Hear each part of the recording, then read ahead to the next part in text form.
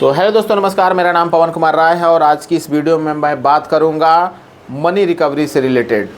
यदि आपने भी किसी व्यक्ति को उधार में पैसा दे रखा है और वह व्यक्ति उधार चुकाने से मना कर रहा है, आपका पैसा नहीं दे रहा है, यदि वह व्यक्ति आपका पैसा देने से मना कर रहा है तो आप कोर्ट का सहारा ले सकते हैं। दोस्तों, यहाँ एक बात और मैं बता दूँ, यदि आपका उधार दिया हुआ पैसा 50,000 से कम है तो आप कोशिश करिए कि अपने नज़दीकी थाने में जा कर के उसका आवेदन दीजिए या फिर उस व्यक्ति के ऊपर सामाजिक दबाव बना करके उस पैसे को रिकवर करने की कोशिश करिए। आमतौर पर 90% मामलों में ऐसा देखा गया है कि जैसे ही उस व्यक्ति के खिलाफ थाने में आवेदन पड़ता है तो कोर्ट कचहरी के डर से वह व्यक्ति आपका पैसा लौटाने के लिए राज़ी हो जाता है। और यदि आपका अमाउंट 50,000 से अधिक है तो आप कोर्ट का सहारा ले सकते हैं। इसके लिए सबसे पहले आपको अपने कोर्ट जाना होगा और वहां पर एक अच्छा सा वकील हायर करना होगा और उस वकील के थ्रू ऑर्डर 37 CPC के तहत एक समरी सूट फाइल कर देना है। समरी सूट कोर्ट की पैसा वसूली करवाने का सबसे तेज प्रक्रिया होता है। समरी सूट तभी फाइल किया जाता है जब आपके पास कोई पुख्ता सबूत मौजूद होता है। इसका निष्पादन 3 से 6 महीने के अंदर ही कर दिया जाता है। इसमें कोर्ट जो है आरोपी व्यक्ति को केस को लंबा खींचने का वक्त बिल्कुल भी नहीं देता है।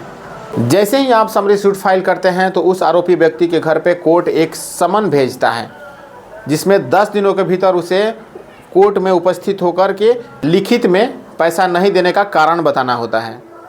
यदि वह व्यक्ति 10 दिनों के भीतर कोर्ट में उपस्थित नहीं होता है, अपनी हाजिरी नहीं देता है, तो कोर्ट आपकी बातों को सच मान लेता है और फैसला आपके पक्ष में सुना देता है। यदि वह व्यक्ति 10 दिनों के भीतर कोर्ट में अपनी उपस्थिति दर्ज करा देता है तब जाके आगे की प्रक्रिया शुरू होती है। इसके बाद आपका वकील जो है समन्स फॉर जजमेंट फाइल करता है। यदि दोनों की दलीलों को सुनने के बाद कोर्ट को यह स्पष्ट हो जाता है कि आरोपी व्यक्ति झूठ बोल रहा है और कोर्ट का समय बर्बाद करने की कोशिश कर रहा है तो उस व्यक्ति को आगे केस लड़ने की अनुमति नहीं दी जाती है और उस आरोपी व्यक्ति को आपका पैसा लौटाने का कड़ा आदेश दिया जाता है और वहीं पर आपको डिक्री दे दी जाती है। और यदि एक बार आपको डिक्री मिल गई तो उसका बाप भी पैसा देने के लिए मजबूर हो जाएगा। यदि आपकी डिक्री हो जाने के बावजूद भी वह व्यक्ति आपकी बातों को नहीं मानता है, आपका पैसा नहीं लौटाता है और कोर्ट के आदेशों की अवहेलना करता है, तब जाके आप कोर्ट के पावरफुल वसूली शक्ति का इस्तेमाल कर सकते हैं।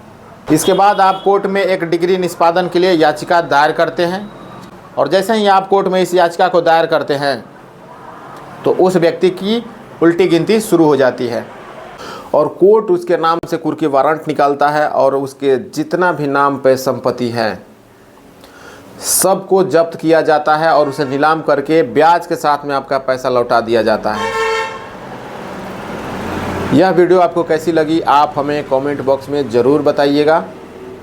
अगली वीडियो में आपको बताऊंगा जब आपके पास कोई सबूत नहीं है, आपने मौखिक में किसी को पैसा दे रखा है, उसे कैसे निकलवाना है आपको अगली वीडियो में बताऊंगा। तब तक के लिए जय हिंद।